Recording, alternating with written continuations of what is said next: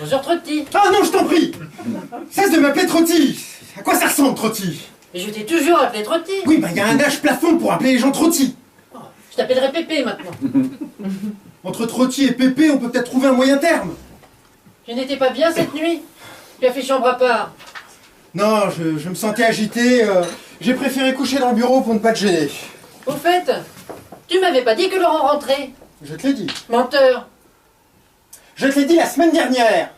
Seulement évidemment, hein, comme tu ne m'écoutes jamais, tu lis le journal à table, tu lis mes travaux en permanence. Oh. La vérité, c'est que tu ne supportes pas de partager ton fils. Mais de là à me gommer parce que Laurent arrive. Oh, je ne te gomme pas. Hein. Faudrait une grosse gomme à encre. Hein. Oh, tu as vraiment les nerfs à fleur de peau, mon pauvre chéri. Oui, mais c'est parce que je suis fatigué, mais je ne suis pas le seul. Je note depuis quelques jours des anomalies dans ton comportement. Je ne t'en parle pas parce que j'ai soin de ton confort moral, mais tu ne vas pas bien, Albin, hein? Tu ne vas pas bien. Tu files un mauvais coton. Je me demande si tu nous ferais pas un petit peu d'anémie. Oh, tu nous ferais bien une petite pointe d'anémie, toi. Et pourtant, je me sens bien. Ah bah, tu te sens bien, mais tu t'es regardé? Ah non, mais je tire la sonnette d'alarme, hein? T'as vu ta mine? Tu es vert. Oh, je suis tout bronzé. Oui, bah tu es vert bronze. C'est ça le drame. Mais c'est normal, Albin, c'est normal, nous sommes en fin de saison. Tu n'as pas pris de vacances, c'est de la folie. Mais je ne prends jamais de vacances l'été. Tu ne prenais jamais de vacances l'été jusqu'alors. Mais tu n'as plus 20 ans. Ah, seulement ça, tu ne l'admets pas. Alors on va jusqu'au bout de ses forces, et puis un beau jour, on s'écroule. Mais je t'assure, je me sens très en forme. C'est curieux, cette obsession des gens à ne pas se rendre à l'évidence. Ménage-toi, Albin. Ménage-toi. Dis donc, il y a longtemps que tu ne t'es pas occupé de moi avec autant de sollicitude. Je m'occupe de toi en permanence, tu le sais très bien. Seulement, je fais ça avec infiniment de discrétion. Ça c'est vrai, on ne s'en aperçoit pas. Mais c'est ça la grandeur d'âme. Mais qu'est-ce que tu as, ma toutou? Pardon! Quand c'est pas un Trotti, c'est ma toutoune. Je n'ai rien. J'ai simplement que je ne veux pas te voir finir dans une maison de santé, hein? Parce que, tu sais, mon petit Albin, hein? Tu vas craquer. Tu es déjà pas de fissure, mais tu vas craquer. Mais pourquoi tu me dis ça? Tu me fais peur. On t'a fait des réflexions? Ben justement. C'est pour ça que je t'en parle. Qu'est-ce qui ne va pas? Mais rien, tout va bien. Hein? Tu es fatigué, tu vois, je suis dans la perche, hein? Je peux pas faire mieux. Hein? Tu veux te reposer, tu veux arrêter le spectacle pour te reposer ne serait-ce que 3 jours? En septembre, nous verrons. Mais pourquoi attendre septembre, hein? Pourquoi accumuler de la fatigue supplémentaire? Si tu dois te reposer, fais-le! Mais fais-le tout de suite! Bon, allez! Moi, je prends le taureau par les cornes, tu sais ce que tu vas faire? Tu vas prendre ton petit baluchon, et tu vas partir 3 jours pour le week-end. Mais la vedette du spectacle ne va pas s'absenter pour le week-end. La santé avant tout. Georges, tu as appris quelque chose. Le docteur Deslandes t'a dit quelque chose que tu me caches. Mais non, ne va pas te mettre Martel en tête, hein. C'est pas la dame aux camélias non plus, hein. Mais, pas exagérer, mais il me semble que 3 jours de repos en fin de saison te ferait le plus grand bien. Mais alors partons ensemble pour Dieppe. Pour Dieppe? Mais oui, 3 jours à Dieppe. Ah non. Non, moi je pars pas à Dieppe, le voyage me fatiguerait avec le décalage des fuseaux horaires, non. Non, puis on va pas abandonner la boîte tous les deux en même temps, non. Mais tu vas rester seul. 3 jours, je n'en mourrai pas. Je me ferai des pâtes, j'ouvrirai des boîtes, et puis tu reviendras. Tu seras tout reposé, et ce sera bien pour tout le monde. J'ai dit non. Je tiendrai le coup jusqu'en janvier. Nous n'aurons qu'à rester un peu plus longtemps à la Bourboule. Ah non, mais je sais même pas pourquoi je discute, hein. Faut toujours que tes derniers mots, t'avoir un vrai caractère de cochon. Oh.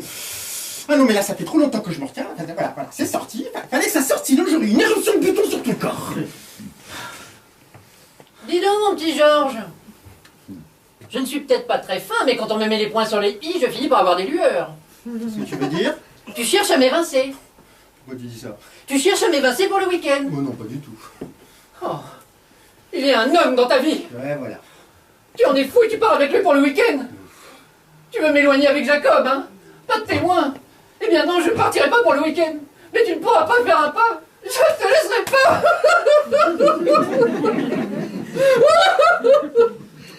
Les écluses sont ouvertes.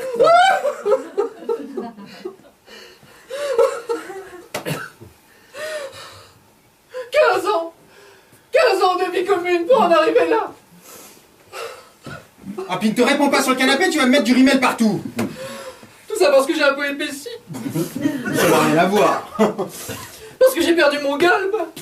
Ce n'est pas parce que tu as pris 18 kilos en 6 semaines que tu as perdu ton galbe. Oh Albin, c'est la première fois que tu oses lever le coussin sur moi.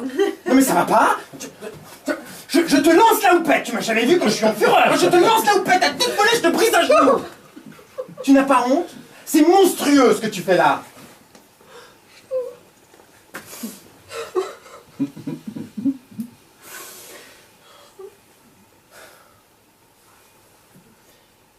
Quel âge a-t-il ce jeune homme? Tout jeune? Mineur? Zut. Oh, tu as trop de tentations sur la côte. Je ne veux plus rester ici. Je veux que nous vendions et que nous allions nous installer en Corrèze. Ou dans un bassin minier. Tu veux t'installer dans un bassin minier et tu ne veux pas que je fréquente de mineurs? Faut être logique. De toute façon, je saurai qui c'est. Parce qu'à partir de cet instant, je ne te lâche plus. Tu sors, je sors. Tu téléphones, je mets sur haut-parleur. Tu ne pourras même pas le prévenir. Tu ne pourras même pas lui donner un autre rendez-vous. Je ne me laisserai pas déposséder.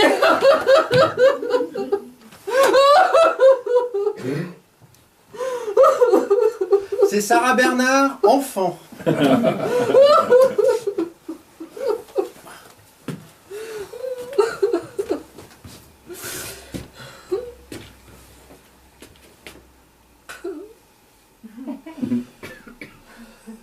C'est bon, la crise est passée?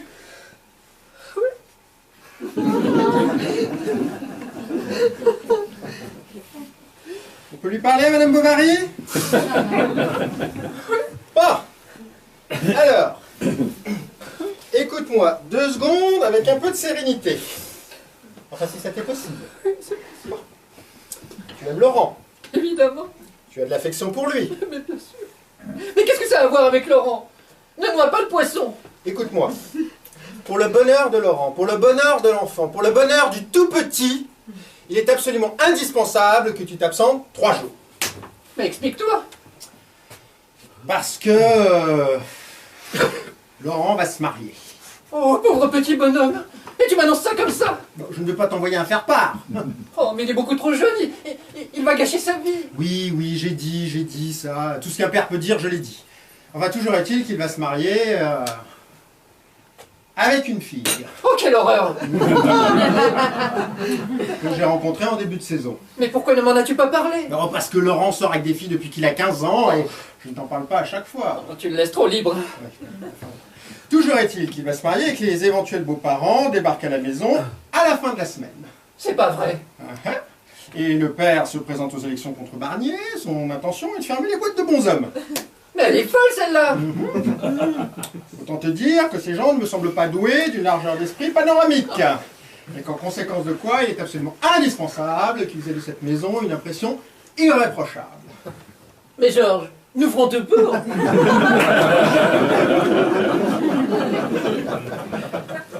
Alors là, c'est le béret basque à la narine. Bon, alors si nous devons tout faire pour, comme si dit très justement, il serait peut-être préférable que tu t'absentes pendant qu'ils viennent. Tu vois, nous aurions peut-être plus de chance, toi, absent. Je ne sais pas si je me fais très bien comprendre.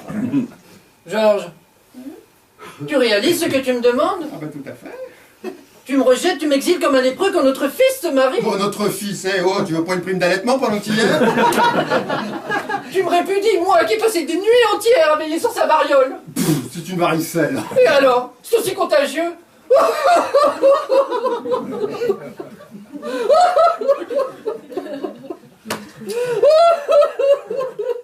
C'est reparti.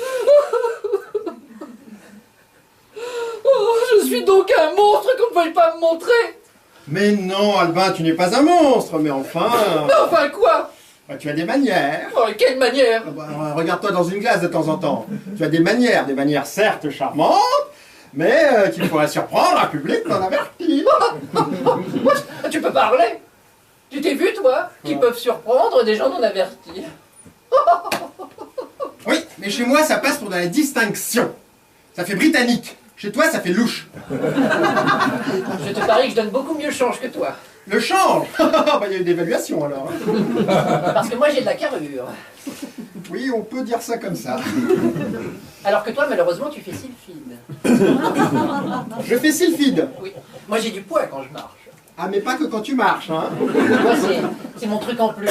Quoi? Mon truc en plume. Toi, c'est zizi. C'est tout zizi. Oui, et ben zizi ou pas zizi, hein, moi je suis le père. Alors 1, ça passe, le doute peut flotter. 2, ce n'est pas possible. Et chac, voilà ce qu'elle te met la sylphide. Écoute-moi bien, Georges. Si dans une circonstance comme celle-ci, je dois quitter cette maison, je n'y remettrai plus les pieds. Eh ben voilà le chantage maintenant. C'est un affront que je ne supporterai pas. Oh, la marquise elle est coincée. Je te le dis calmement, mais avec une résolution inébranlable. Et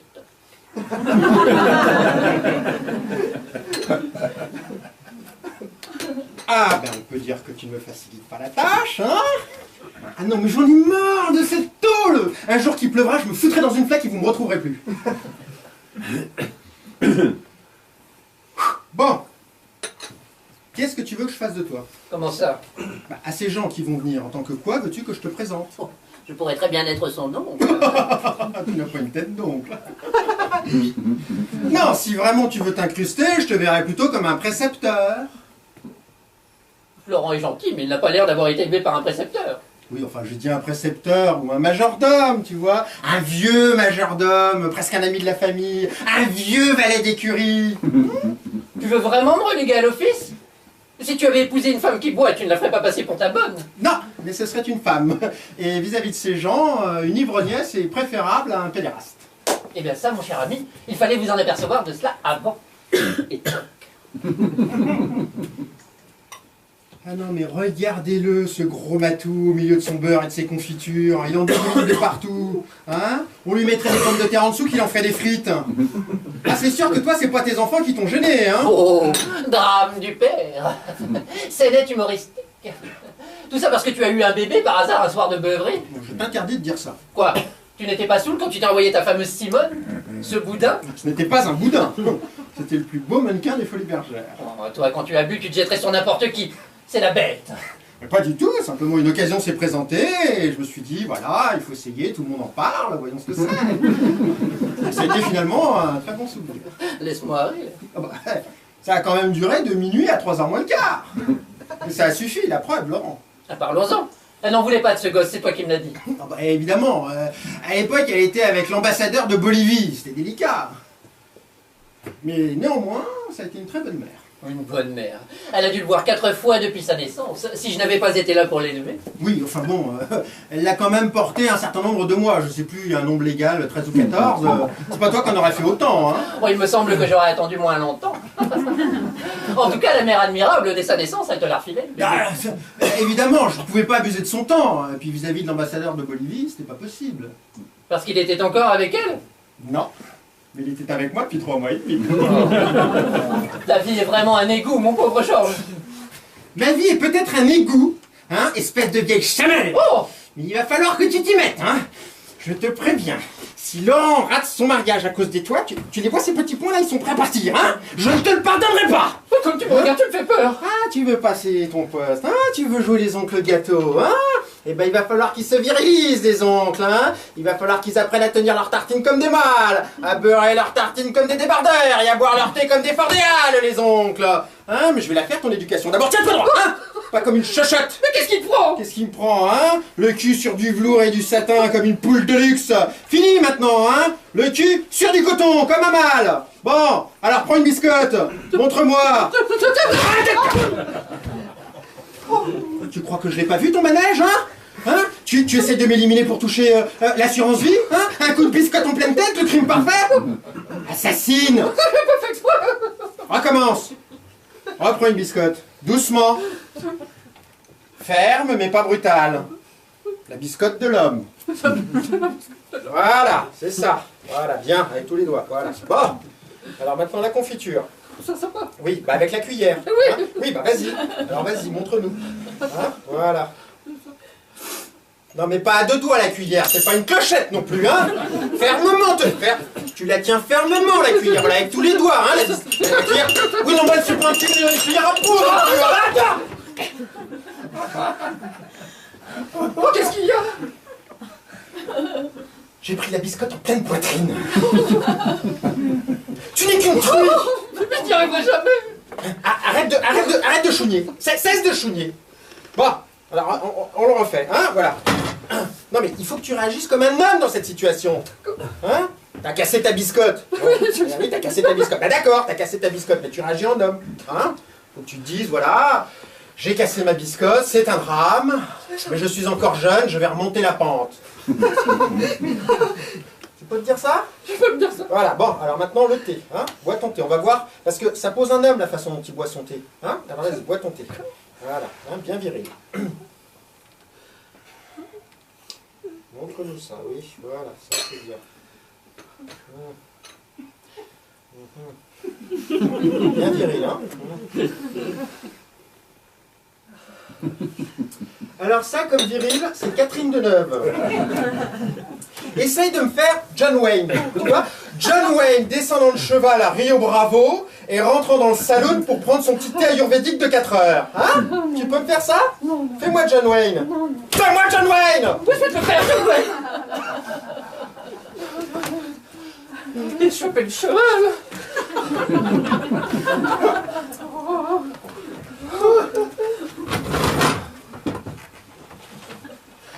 Mais tu crois que c'est une tenue pour monter à cheval? Ça va mal se finir, toi et moi. Oh. Non, mais je suis à l'envers. Albin. Je vais te le faire, moi, John Wayne. Tu vas voir, John Wayne. Eh ben voilà, tu vois, quand tu veux, tu y arrives. Dis donc, mon gars! Est-ce que je pourrais avoir un petit peu de thé? C'est ça, c'est bien, vas-y, bois, bien chaud, hein? Bien viril. Vas-y. Ah! Non, c'est brûlant!